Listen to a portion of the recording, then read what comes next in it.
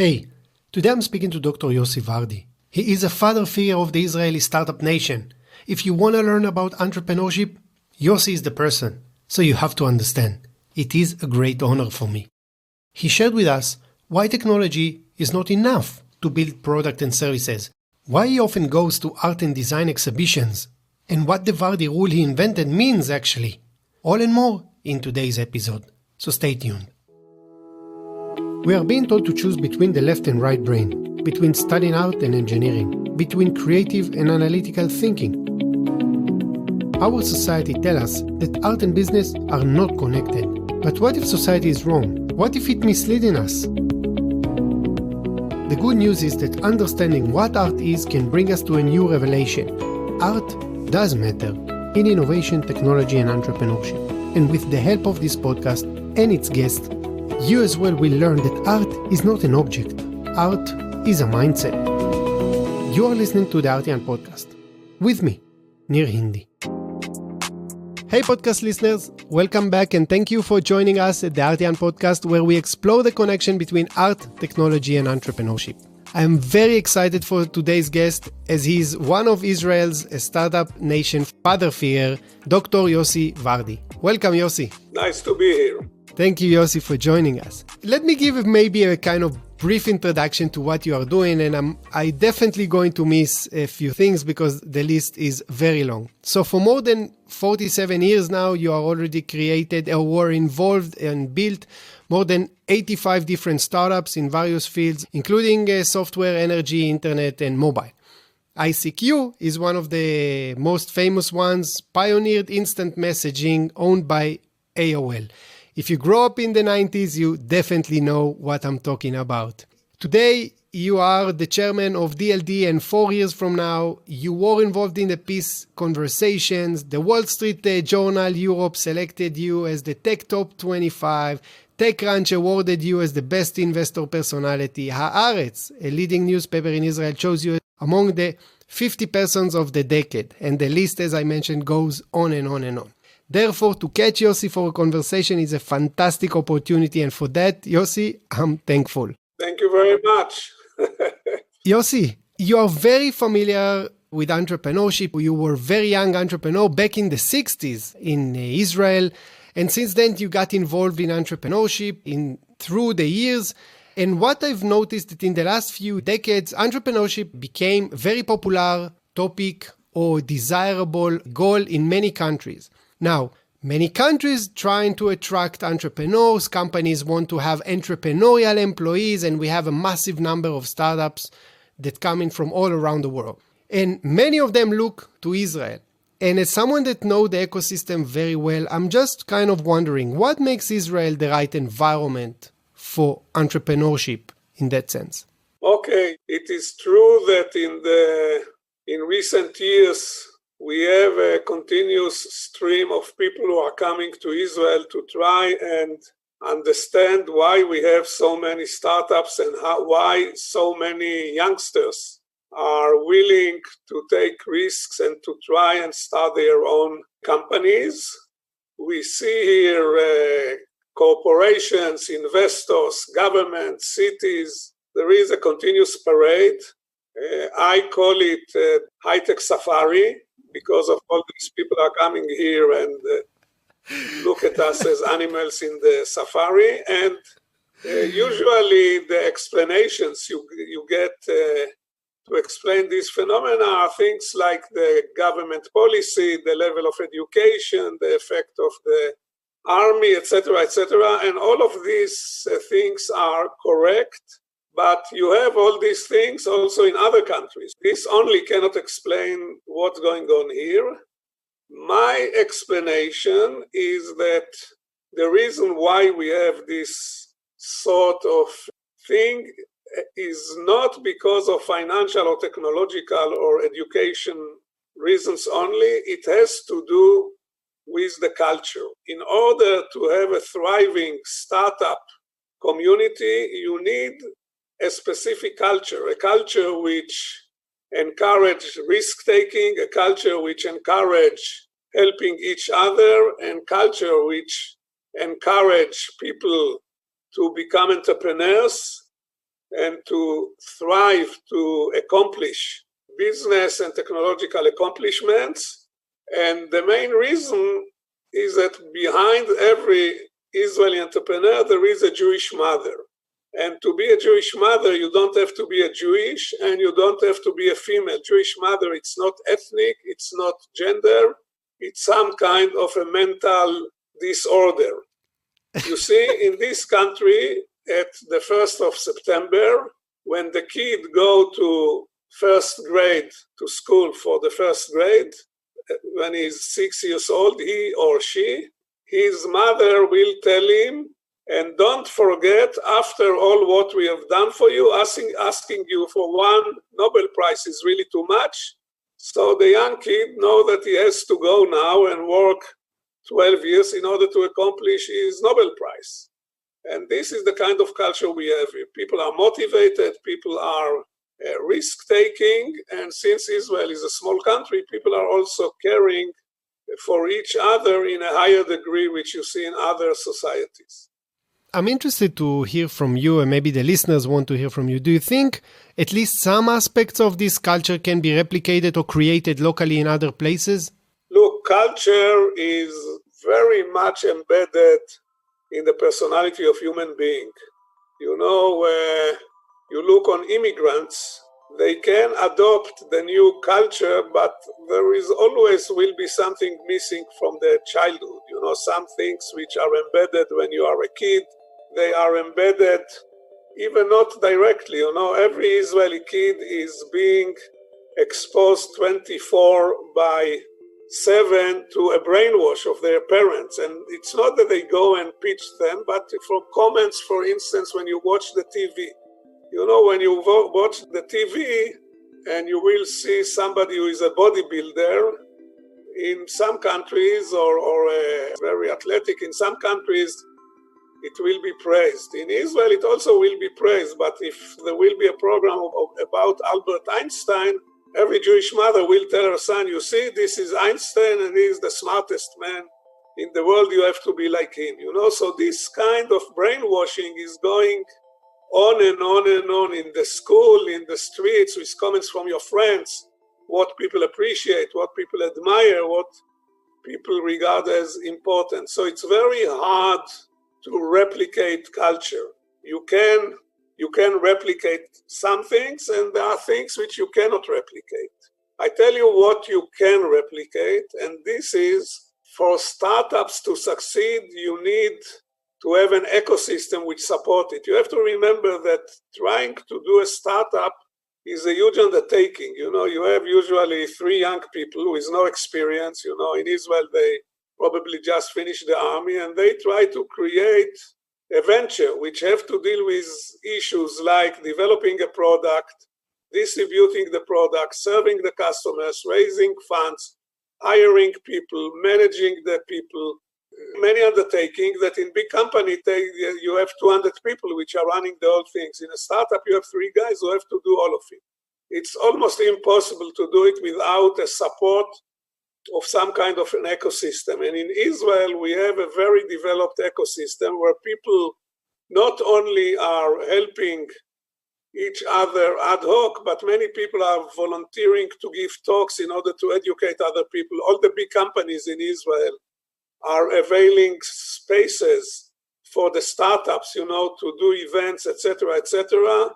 So what you can replicate is the ecosystem component of it to a certain extent. What is more difficult to replicate is a culture which will motivate the people and attribute to them that they have to take a risk and they have to thrive for not only success, but mainly excellence and accomplishment. Yeah. I mean, you know, I often been asked about the book Startup Nation, and I tell them it's a great book, but the army has a big part over there. And I think that from very young age in Israel, people already have this mindset that they want to be their own bosses. They want to create things. They want to build. So it's kind of start, very, very early. Good afternoon. 2 years ago, we participated together in a panel, and the whole event was very unique event. The title was Art as a Way to Innovate. And we housed this event for one of Israel's top technology units, which was not usual because it's a very engineering-oriented, very, I would say, super logical, super intelligent people. On the stage, you spoke about your experience about analyzing startup and trying to understand. And over there, you kind of connected the world of art and the world of entrepreneurship for me. And I'd be happy if you can share with our listeners, what was it? Okay, 22 years ago, I made a modest investment in 4 Israeli young people, which my son, who was one of them, brought them to me because at that time I already used to fund startups. I was an angel investor. I didn't know I was an angel investor because at that time it was not called an angel investor. And they came with the first internet-wide instant messaging called ICQ. And we didn't know what will happen with this concept. One of the founders made a bet with the other people that they will be able to get about 3,000 users. Well, in the first months, we got 10,000 users. After 3 months, we had 250,000. After 8 months, we had our first million. After 10 months, we had our first 2 million. And the number just grew and grew and grew to hundreds and hundreds of millions. And I was sitting in front of my computer, totally amazed because we didn't do anything to market the product. We didn't spend a single penny. People just came and downloaded it. Today, this phenomena is quite known in the internet, but at that time, it was totally magic. It was like a magic, why a product is being downloaded so much with no need to promote it. For 7 consecutive years, it was the most downloaded product in the internet. Every month, about 3 million people downloaded it, and it really was amazing. And then I thought, then AOL came and we sold it to AOL for a very nice price. And then I came to the obvious conclusion that what I have to do from now on is just to replicate this success, and every week I will create or I will fund another product and we will sell it to AOL or to some other buyer and life will be very nice. But I needed to be able to understand what's going on because at that time I observed the phenomena, but I didn't have any understanding why it happens. So I decided that I will spend time trying to create an algorithm for creating compelling products. And I began to work on developing the unified, globalized, generalized theory of compelling user experience. I spent 3 years trying to develop the algorithm. I bought about 200 books, which are here in the shelf of my library, about all kinds of different user experiences.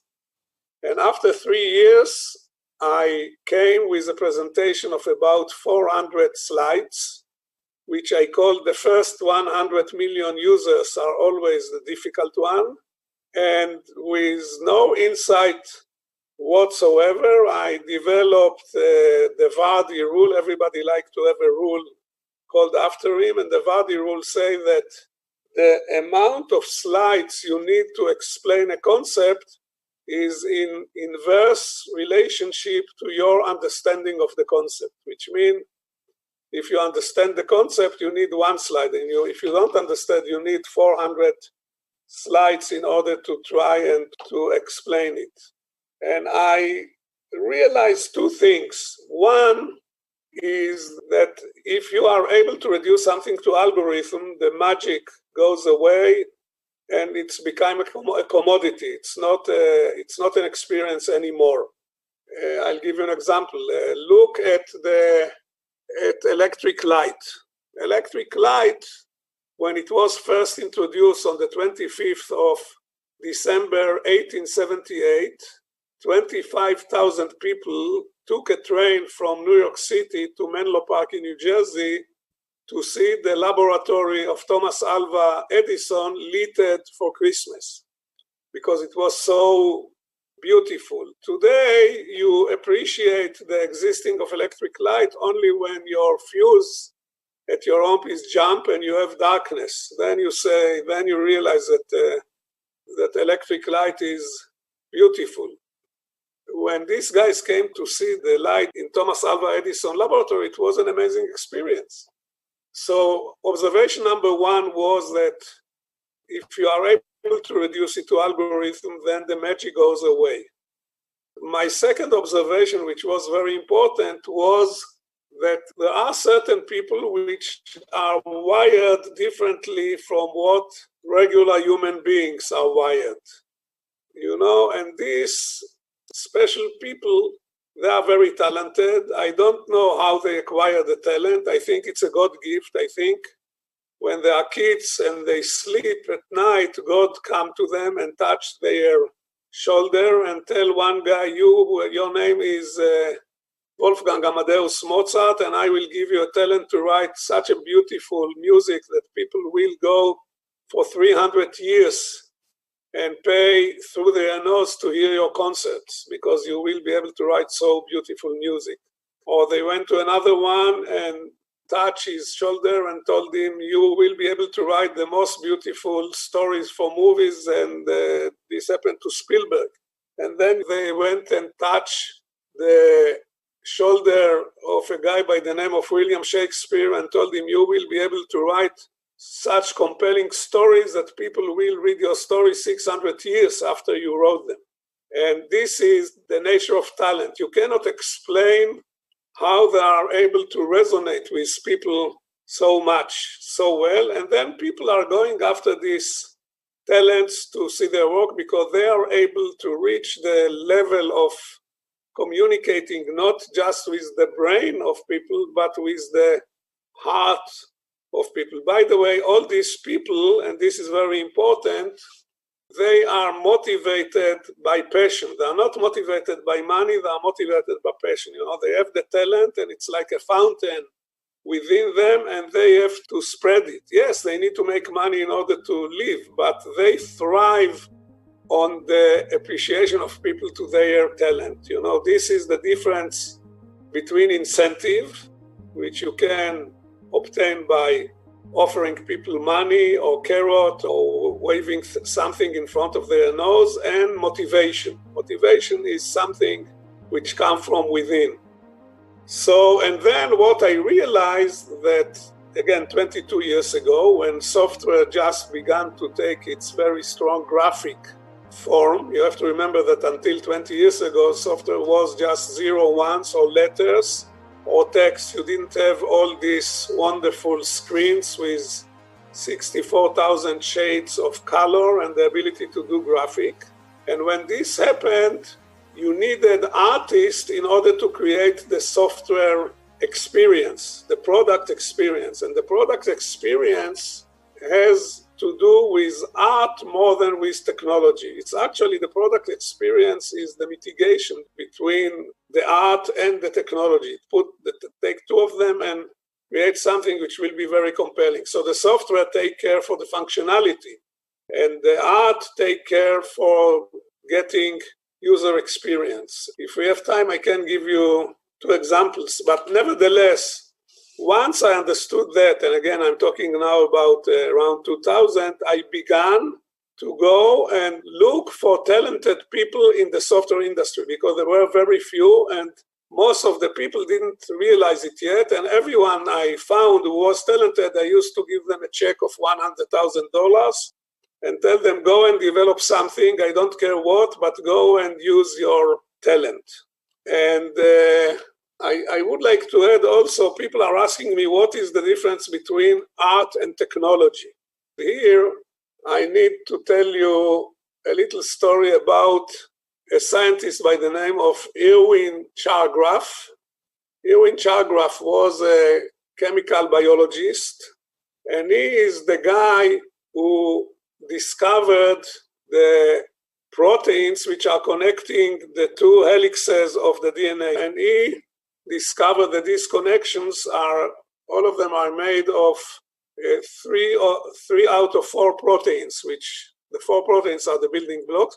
He didn't discover the double helix, but he discovered the protein. And based on his discovery, Watson and Crick were able to discover the double helix of the DNA, which is, of course, one of the most important discoveries of the 20th century. Then they wrote a book called The Double Helix, Watson and Crick, and he was asked to write a review about the book. He didn't get the Nobel Prize, they got the Nobel Prize, he didn't get the Nobel Prize, but based on his work, they were able to get the Nobel Prize, and he wrote the following thing, which is very important. He said, if Watson and Crick wouldn't discover the double helix, somebody else would have discovered it a year later or maybe 100 years later, but somebody would discover it. However, if Picasso wouldn't draw the Mademoiselles of Avignon and Shakespeare wouldn't write The Tempest, nobody else would ever done it. So this is, in a nutshell, the difference between art and technology. The two of them are very important, but they are completely different. Technology is kind of there. Kevin Kelly, the legendary first editor and creator of Wired magazine, wrote a book called What Technology Wants. And in his book, he said the technology is there. It's there. Maybe it was not discovered yet, but it's there like a mineral in the ground. And eventually somebody will unveil it. Art is something totally different. Art comes from within you. And something which is now happening is the fusion of art and technology, which means you have now a new kind of art which use technology as a substrate. Use technology as a material. Okay, yeah, you use the technology as a material on which you express your art. And there is a whole community now which is called makers, and they are doing wonderful things with technology, but actually they create art. I have a brother who is very gifted and create all kinds of wonderful machines, which he calls them smart and useless. I tell him, you are basically an artist. He said, no, I'm a collector of junk, because when he goes in the street, his wife is going like 10 meters behind him because she's embarrassed, because every time you see a piece of an old bicycle or some old machine or some device, he will immediately collect it. And then after a few months, you see it in one of his works. In installations, he built clock from 10 pairs of bicycles. He wanted to create a clock which will use only bicycle parts. And he was able to do it, and he used 10 bicycles. And when his grandson saw the contraption, when he saw the installation, he said, hey, here are the bicycle I lost, because he was missing a pair of bicycles. So he came in the evening and took the bicycle of his grandson and put it in the machine. I saw him also in the last event of Kinnernet, which we'll talk in a second. Yossi, before we continue, let's take a short break and we'll be back in a second. Would you like to work personally with Nir to develop and grow your artistic mindset? At The Artian, we work with organizations and individuals to achieve greater success. Through our art-based leadership, sales, and innovation training, we show organizations that there is another way of thinking and another possibility of acting. Visit us at www.theartian.com. That is TheArtian.com to learn more. Thank you again for coming back. Yossi, you mentioned in the previous section, you mentioned the need for talent and how you actually understood that now it's not about the algorithm, but we need something more. It's about a product that speaks to the hearts of the people. And I think it's a beautiful way to describe how a good product can actually work. And one of the things that you are doing is that you are actually a frequent visitor in art and design exhibitions. And I wonder why actually bother and take the time and go see those exhibitions. You are a very busy person, but you still do it on a regular basis. Okay, as I told you, I spent about 3 years trying to understand user experience. And I came totally fascinated, even consumed by the topic. Whenever I look on something, I ask myself why it works, why it doesn't work, how it relates to how it reaches through all the layers into the heart of the user, there are a number of principles that you can identify. I will give only one example in order not to consume too much time. But for instance, if you are threading into your product something to do with social aspect, with social network, with ability to share experience with other people, etc., it will be easier to reach to the hearts of the user. Within parentheses, sharing / collaborating are very important in reaching user experience. These are one of the main drivers. Okay, now in order to, so I got very fascinated with creative people, and I'm not creative, I can be maybe empowering them or associate myself with them, etc. But I enjoy not only see what they do, but also as much as I can to give them exposures. And I found that going to this kind of exhibitions give you a very good insight to what's going on. Now, when you talk about art, I'm not talking about going to an exhibition of Van Gogh in a big museum. I'm talking about looking at all these young people, what they are doing, what are they trying to do. I would usually like to see it on a three-dimensional things, not in paintings necessarily or video, but on real things. And you have people which are creating wonderful things. In that respect, my favorite, if you would have asked me what is your favorite place to go, is of course Burning Man, where you see collection of art which defy imagination, which defy anything you think. So in recent years, I used to go there every year, not for the sex, not for the drug, but for the art. And there's a nun which I had a talk with her. She told me, all of them are saying they are going for the art. So, but the art in Burning Man is really... So, Yossi, next time you are in New York, I want to recommend you to visit the ITP in NYU. It's the Interactive Telecommunication Program. And I often hear technology leaders say that they are looking for those creative people, etc. And then when I visited the exhibition, I asked myself, where are all the recruiters? How they don't come over here to see what those people are doing with engineering and technology? I'm interested to know, obviously now you're doing it for quite a few years, meeting and getting involved with creatives, artists, and also a lot of entrepreneurs. And I wonder, do you see similarities between entrepreneurs and artists? An artist can be entrepreneur, or he can be not an entrepreneur. You see some artists who know how to take their art and how to expose it and how to create an internet, and these are more entrepreneurial in their nature. And you see artists which are kind of more to themselves, and it takes more time to discover them, if at all, etc. So I don't think that an artist have to be entrepreneur, but it wouldn't harm him if he's entrepreneur. Where do you see the similarity, I would say? The similarity that if you talk about a real entrepreneur which come with his own product, and is creative, if the common denominator is creativity to the extent that the entrepreneur is a creative entrepreneur, which means that he's not joining somebody, because when you look on startups, you will see there are usually 2 or 3 people. One of them is the creative guy, and another guy is the business guy, and another guy can be the tech guy. So between creative entrepreneurs and artists, I see a lot of commonalities. But not every entrepreneur is creative, and not every artist is entrepreneur in the sense of in the general sense of entrepreneur.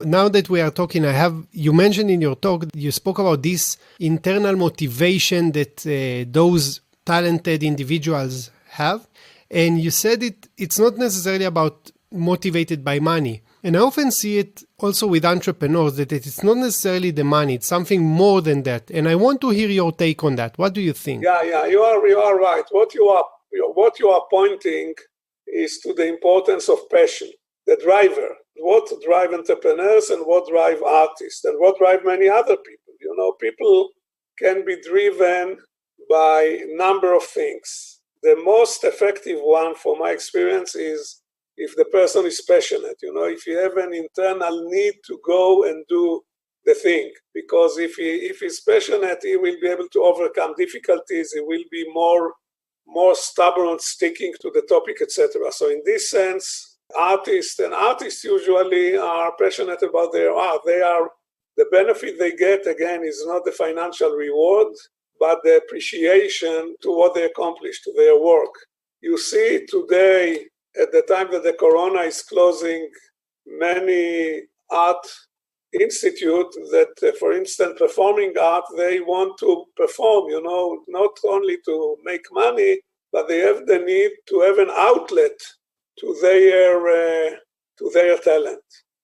So I think passion is one of the common denominators to the two of them. So I want to take you to the next kind of thing that interests me, is that the education system and the job environment kind of design in a way that separate disciplines. Either you are an artist, either you are a physicist, either you are a mathematician, either you are a musician, and we always have this separation left or right. What do you think about separation of disciplines? How it hurts creativity? Why we are doing it? We are doing it because we are geared to think in boxes and to think in hierarchy. So the reason is reason of convenience. Now, of course, when you put borders and you put silos, you reduce the capabilities. If you have what we call Renaissance people which are dealing with many disciplines, you can reach much better results, but it's much more difficult to manage it and to take care of it. So I think, by the way, that I mentioned the importance of talent, and I mentioned the importance of passion, and now I'm going to mention the importance of the third property, which I think is very, very important, and this is curiosity. I think curiosity is critical, and curiosity is the tool to break the silos.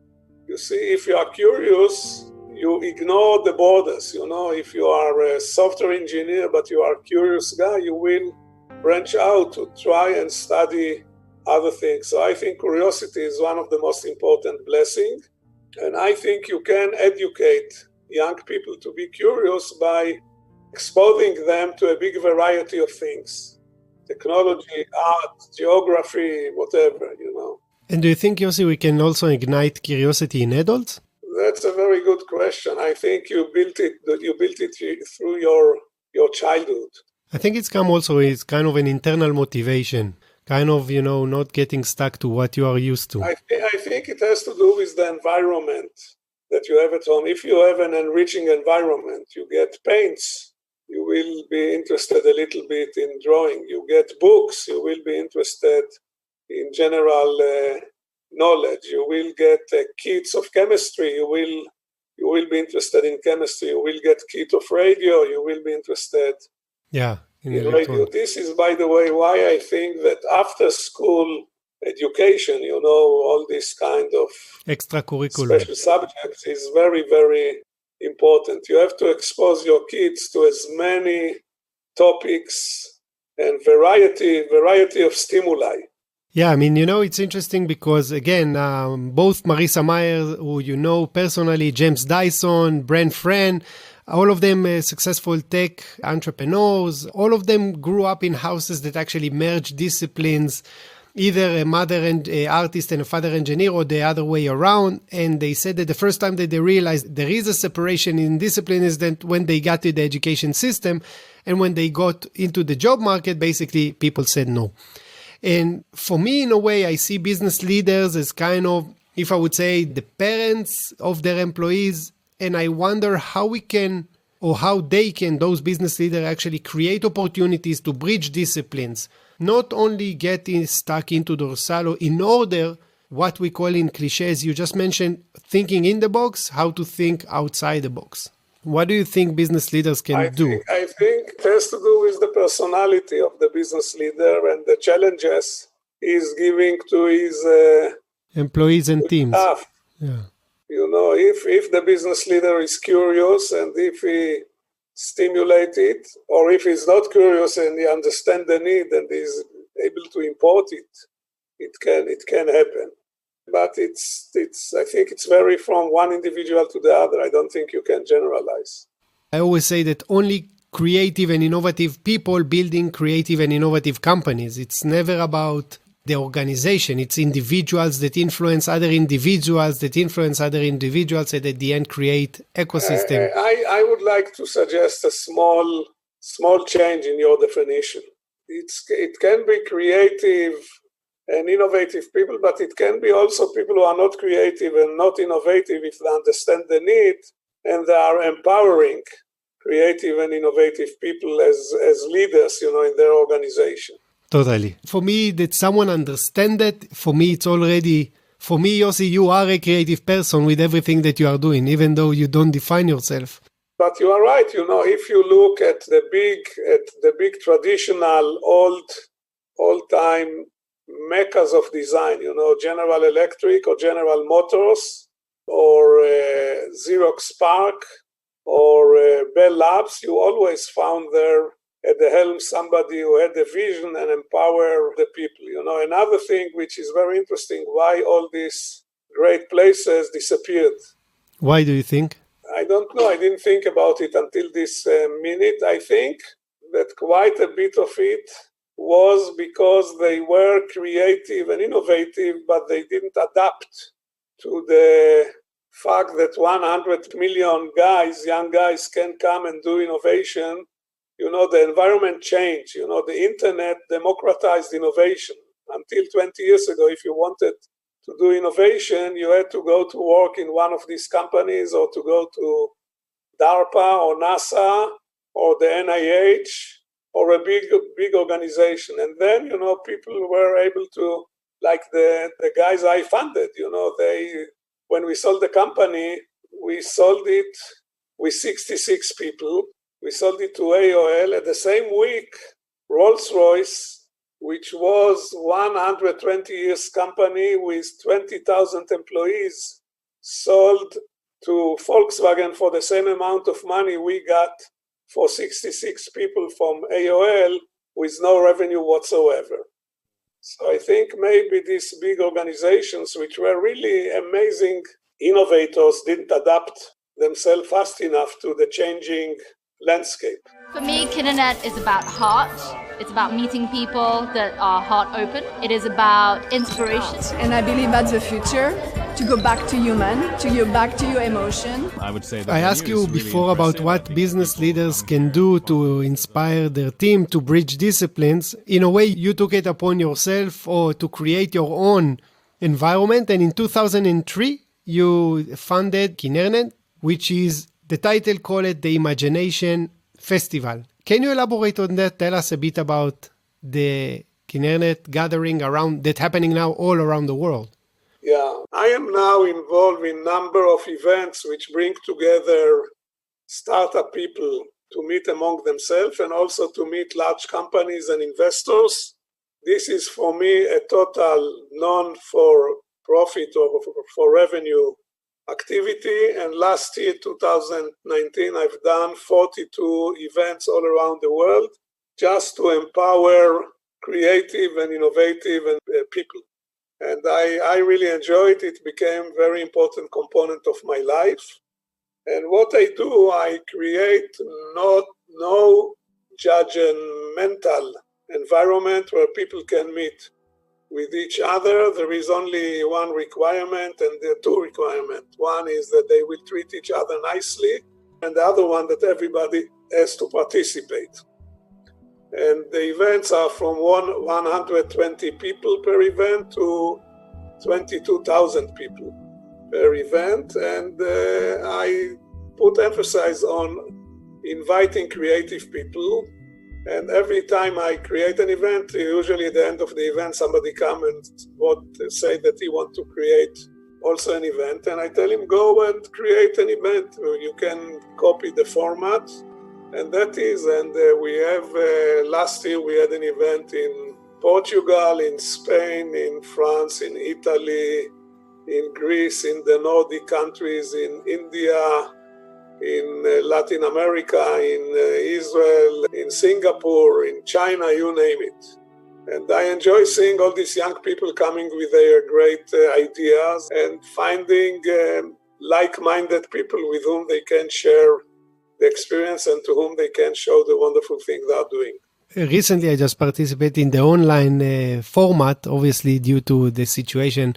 And when I saw those examples, on the one hand, in those gatherings, you have a mix of backgrounds, artists, many of my artist friends, including our common friend Liat Segal, that we also had a postcard with her, and Rana Das and other artist friends participate together with technologists and entrepreneurs.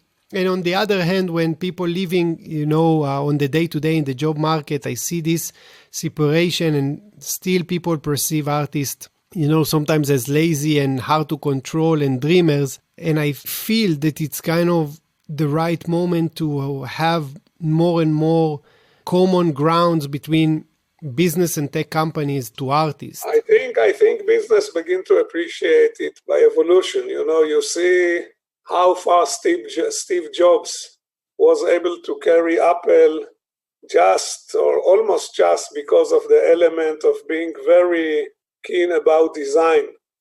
I think this is a great example. Yeah. Or even if you talk about Amazon, Amazon's success is not, I don't think it's because of their storage houses, it's because of the experience they are giving on their site when you want to go and order. People maybe don't pay attention, but the discovery mechanism by which you can see other relevant products, the contribution of the community by the reviews, etc. There are a lot of very clever things, which if you don't have a very experienced eye, you even don't pay attention to their existence. And I have to tell you another thing. You remember we said that you cannot reduce user experience to the algorithm. It's like I will show you orchid flower, and I will tell you, please explain to me, first of all, I will ask you, orchid flower, it's a beautiful flower, and you will say probably yes. And now I will tell you, okay, go and explain to me what make it beautiful. You cannot explain it, but when you look on it, it's beautiful. Yeah. So, you mentioned before the difference between artistic creativity and technological creativity. You want to refer to it? The artistic creativity is about that from your brain or your heart or the combination of them, you go and create something which was never before. I don't know who said it, Michelangelo or Leonardo da Vinci. One of the two of them said that probably Michelangelo, when he stands on a front of a block of marble, he knows that there is a beautiful statue within it which want to get out, and he just helped it to get out by peeling the excess material. But he's the only one who can see this beautiful statue. In technology, it's a different thing. The thing is there. The technology is there. Even if you invent something which 20 other people may invent in the same time, totally separately, think which will do the same thing. So you can come with a very clever idea, but it's not that you are the only one who can come with this clever idea. Other people will be able to come also. So that's why I think, and correct me if I'm wrong, you mentioned also in the past that in order to be involved in the internet and startup world, you don't have to be a computer person. You can be an artist, a storyteller, a musician, or content creator. You need today to create a compelling product, you need much more than just software engineers. And what do you think about the business education? Business education, you mean like MBAs, etc.? Yeah. I think that they are good for, or at least the old curricula. Maybe, I guess that in recent years they came with I hope for them that they came with new discipline. As it used to be like until 10 years ago, it was mainly good for real estate project where you have cash flow that you can forecast, etc. Today, the needs are different. I guess, again, I didn't look into it, but I guess they must have adopted their curricula to things which are more digital, more with user experience. The only problem is I think there is a limit to what you can teach. especially but probably you can teach. You can teach even design and art. So if you can teach design and art, why wouldn't you be able to teach user experience? Yeah, I think for me, the most important thing is how you actually teach people to speak to others people's heart, if it's even possible. So I have a question interesting. If you were to design or to build an entrepreneurship school or kind of training, what will you want your students to learn? You mentioned passion, you mentioned experience. I'm interested to know if you have your own entrepreneurship school, what students will learn over there? The most important thing is to bring talented people together and let them have an end-on experience. So if I would have created entrepreneurship school, I guess that I would give them a lot of opportunities to try and to develop companies or concepts or products, etc. More like hands-on hackathons or on conferences, these sort of things, or meetups, than just listening to lectures. But I think listening to lectures is also important because it gives you thought for thinking. But since I'm not considering it, I don't think that I represent any threat to the existing ecosystem of business schools. So before we finish, Yossi, I have two questions. I have to tell you something. Tell me. Which I hope I'm not pissing off anybody. Out of the 4 entrepreneurs who created these instant messaging products, which I told you about, 2 never finished high school. Not they didn't finish business school, they didn't finish high school, and yet they were able to come with one of the most popular products in the world. Yeah, I think we see it more and more that, as you said, the internet democratized innovation. Yeah. So Yossi, before we finish, I kind of have 2 questions, and one is a story that I like that you always say. Obviously, before the corona, as you mentioned, you travel all over the world. You are the chairman of the 4 years from now in Barcelona, the DLD, the Kinnernet, beside your regular day-to-day. And when we got the corona, you became active online. You're running the DLD sync with your partners. And last month, when I attended the virtual conference of Kinnernet, you were, I think, the last one to leave. And today you are already 78, correct? Next month. First of all, congratulations. Actually, less than next month, 3 weeks. Okay. I'm asking myself, Yossi, where is all this energy coming from? How do you find the power to travel all around the world, meet so many people, get involved with all the conferences, and you are always there? You are not the one that come, just open the conference and go. You are always there. It's amazing for me. What can I tell you? I think it's mainly, I thought that when they will close flying, I will be miserable because last year I was in 24 different countries. And I found that it didn't affect me at all, that I cannot travel. I think the only logical explanation is the FOMO, that the fear of missing out. Since nothing is happening, I don't have fear of missing out, so I don't care that I don't travel. And also I think that age is definitely a biological phenomena, but it's also a mental phenomena. The question is what you want to do with your life. And as long as you are motivated and you are curious, as I told you, and you are passionate, I don't think that age affects it at all unless you have some physical constraints. And if you don't have them, then you can go on. Anywhere and everywhere. Yossi, one last question. And also, I want to tell you that I'm not so old because I'm now much more closer to 60 than to 50 years old. Yossi, you are a legend. You are a legend. I don't know how you can say that you are not creative. I think you can be a comedian.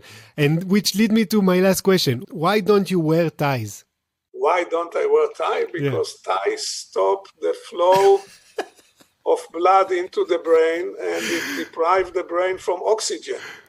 So I cannot understand why people wear ties, because it just put pressure on your brain. Not good idea. Yossi, such an insightful, funny, and knowledgeable conversation for me. I hope you enjoyed as well. Last comments, thoughts, tips you want to give to our listeners? Maybe the tip, I used to give it all the time, but now it became much more appropriate. And this is, there was a guy, British guy by the name of Sir Freddie Laker. He invented cheap flights. And he once was asked by a young entrepreneur, what is the advice you can give to a young entrepreneur? He said, follow your hunches, follow your belly, go and conquer the world, but never ever give personal guarantees. So this is the advice I can give. Thank you. Yossi, thank you very, very much for your time. Everyone that wants to listen to Yossi, go check him on DLD Sync. He's always active, leading very interesting conversation. Check the 4 years from now conferences, and when we will be back physically, I highly recommend you get the chance to see him on stage. Yossi, thank you very, very much. Thank you. Bye. We are producing our podcast without any ads, and we are relying on our community's direct support. People like you, our listeners. So if you find it valuable, I will be super grateful if you could spread the word by leaving a rating and maybe a review. It will take you just 30 seconds to do so, and it is very helpful in getting these ideas to a wider audience. If you are interested to develop your artistic mindset, if you are looking to grow your business, if you want to develop the innovation competencies in your organizations, I will highly recommend you to check our workshops and trainings, all available on our website. The episode was mixed and mastered by Daniel Duran. You can subscribe to the Artian podcast on Spotify, Apple Podcast, Stitcher, or wherever you get your podcasts. Our previous shows are available on our website, www.theartian.com/podcast. Each episode includes show notes, guest recommendations, videos, and other materials. We can also be found on our LinkedIn page, Instagram, Facebook, and Twitter. And you can reach us directly via email at podcast@theartian.com. So I will be waiting here for you in the next episode with me, Nir Hindi. Once again, thanks for listening.